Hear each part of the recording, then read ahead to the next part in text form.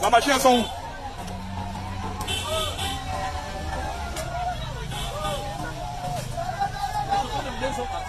Ah bon? Je suis, ils sont là-bas, on va dedans. Et en plus de ça, ça a pris les gens, il y avait les gens là-bas.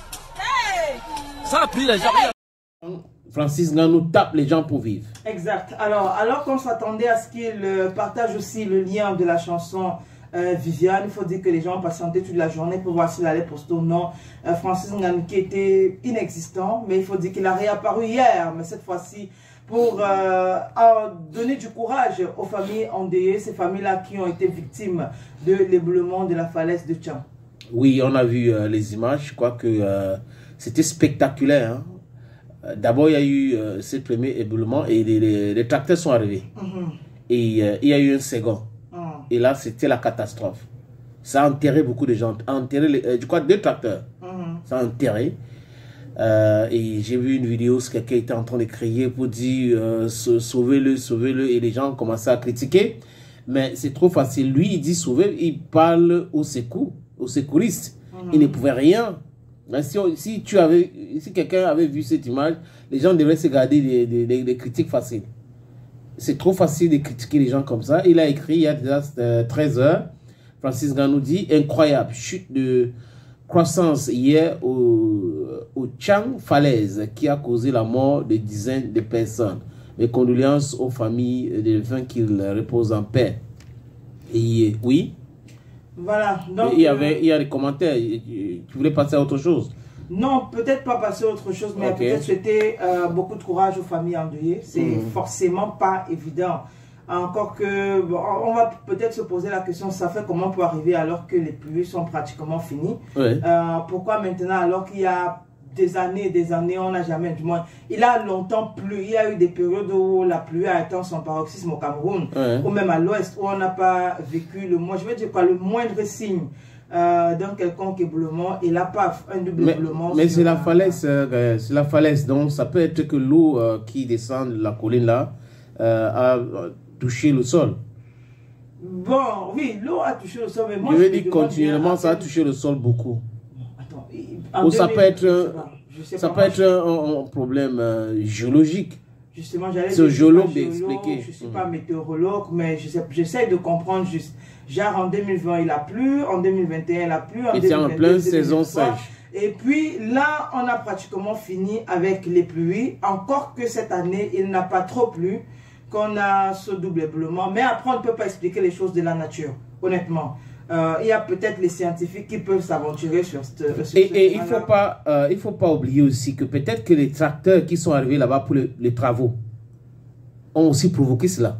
Pour vibrer le sol. Oui, ont aussi provoqué cela. Parce que tu vois, la colline, ça, on a certainement cassé quelque chose. Même noir. Oui. Je veux dire, entre l'endroit où le tracteur, parce que le tracteur, lui, il est sur le goudron, et le deuxième... Non, il n'était pas sur le goudron. Je crois les tracteurs qui étaient englutinés par la boule, c'était pas sur le goudron. Même jusque là. C'était dans le champ déjà. Quand tu vois le deuxième éboulement, de là où ça commence là-bas en haut... C'est ce que j'ai dit, peut-être qu'on a provoqué, je ne sais pas, on n'est pas... Avec ou sans tracteur, ce deuxième éboulement allait arriver. Bon, aussi, ça peut être dû au fait que les gens sont venus creuser la terre là-bas. C'est généralement que bon, les maisons en terre battue là, c'est-à-dire qu'on a commencé à creuser et ça a engagé un truc... de toutes les façons, nous sommes dans les supputations. Voilà. Les enquêteurs vont faire leur travail, les géologues vont faire leur travail. Parce que les météorologues, c'est pas leur travail. Ils sont là pour regarder le climat et tout ça, mais ce sont les géologues qui vont faire le travail pour savoir les causes réelles de cet éboulement-là. Est-ce qu'il y a un coup d'eau là-bas, on a dévié, est-ce qu'on avait bloqué l'eau? Parce qu'il y a tout ce phénomène-là. Si vous bloquez l'eau, la nature est tellement têtue. La seule chose que vous pouvez faire avec la nature, c'est d'obéir à la nature. obéit à la nature, c'est tout ce qu'il faut faire. Autre chose, c'est la catastrophe. Il y a un certain Mohamed qui a écrit ici beaucoup de négligence et d'irresponsabilité de la part de certains dirigeants. Le gouverneur de l'Ouest a fait un communiqué lors du premier effondrement. Donc, ça veut dire qu'il y a eu le premier. C'est pour ça qu'il dit qu'il y a eu quelque chose qui a causé le deuxième.